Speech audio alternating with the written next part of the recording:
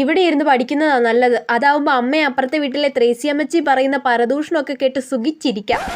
Accounting is an art of recording. എന്റെ പൊന്നു കൊച്ചെ, ആ ടീനയുടെ മോളുണ്ടല്ലോ, അവള് വെറും അഹങ്കാരിയാണെന്നേ. എന്നാൽ ഒരു ദിവസം ഞാൻ കണ്ടതാ ആ കൊച്ചൊരു ചെറുക്കന്റെ കൂടെ ബൈക്കിൽ കയറി പോകുന്നത്. ടീന ചേച്ചിയുടെ മോള് കൊള്ളാലോ, ഒമ്പടി കള്ളി.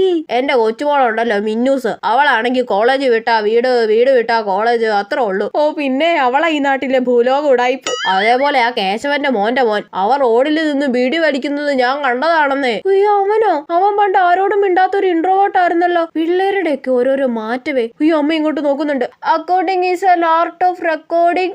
നീതുമോൾ ഇവിടെ ഇരുന്ന് പഠിക്കുവോ അല്ലയോ? അത് പഠിക്കുവൊന്നും അല്ല, നമ്മൾ ഇവിടെ നിന്ന് പറയുന്നതൊക്കെ കേൾക്കാൻ വേണ്ടി വന്നിരിക്കുന്നതാ. അയ്യോ അമ്മ കണ്ടുപിടിച്ച്. എടേ അകത്ത് കയറിപ്പോയിരുന്നു പഠിക്കണേ, അവള് ന്യൂസ് കേൾക്കാൻ വന്നിരിക്കുന്നു. ഒന്ന് ആസ്വദിച്ച് വന്നതായിരുന്നു. സാരമില്ല, അകത്ത് പോയി ജനലിന്റെ അടുത്ത് നിന്ന് ഒളിഞ്ഞു കേൾക്കാം. പിന്നല്ല എന്റെ ഓരോ അടവുകളെ.